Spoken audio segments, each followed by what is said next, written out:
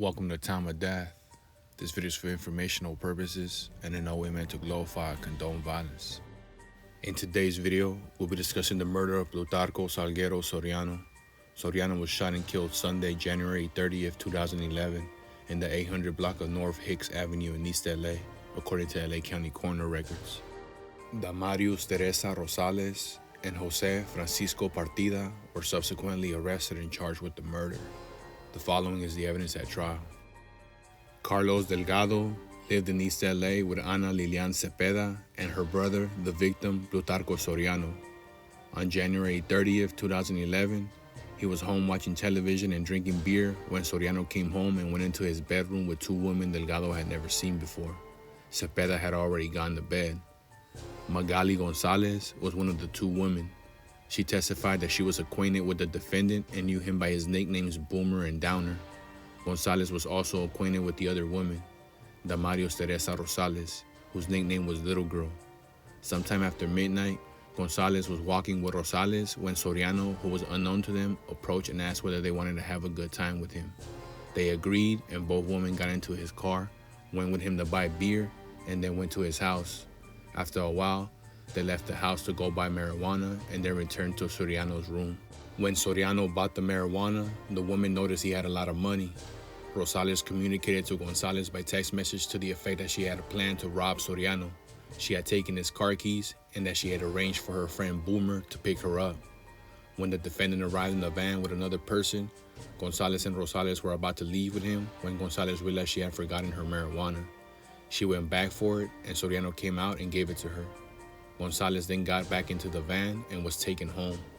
Later, after Rosales sent a text message to Gonzalez saying, "We messed up," Gonzalez called Soriano several times throughout the morning to check whether he was alive. Gonzalez testified that the defendant was a member of Clarence Street Locos and that she was afraid that they were going to come looking for her, possibly to kill her because she was ratting someone out in her testimony. Gonzalez denied knowing the other man in the van with defendant. He was Jesus Rolon, who testified that he was at home with his friend Junior that night with defendant and others when defendant asked Junior to give him a ride in his van to pick up two girls. Junior had been drinking, so he asked Rolon to drive the defendant in his van. Rolon testified that they stopped for gas along the way. Defendant took the keys from him and drove the van himself. Rolon did not resist because the defendant was aggressive and intimidating. He had gang tattoos, and Rolon believed the defendant was a member of Clarence Street Locos. Carlos Delgado testified that he sat in pajamas watching television in the living room while the two women were in the bedroom with Soriano, as well as when they went out and came back. He didn't know what they were doing in the bedroom. Delgado was still watching television when the woman left for the last time.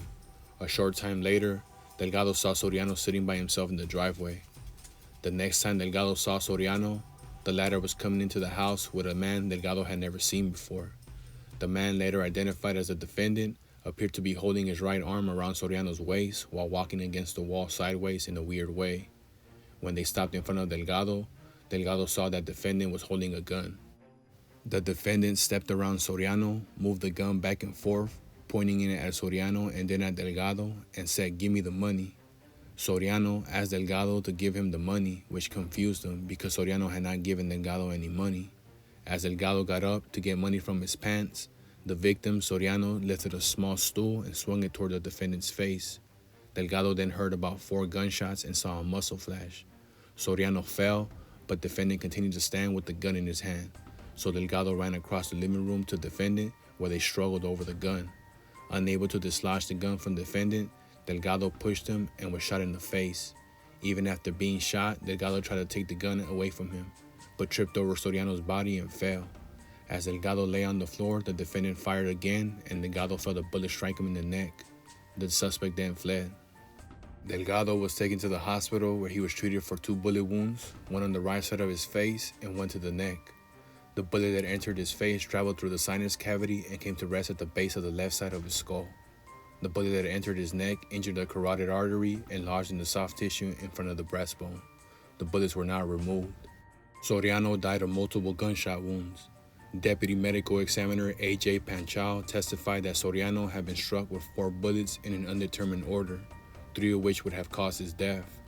1 bullet entered Soriano's left eye, injuring multiple lobes of the brain, causing rapid or instant unconsciousness. One entered his left torso and perforated the left lower lung.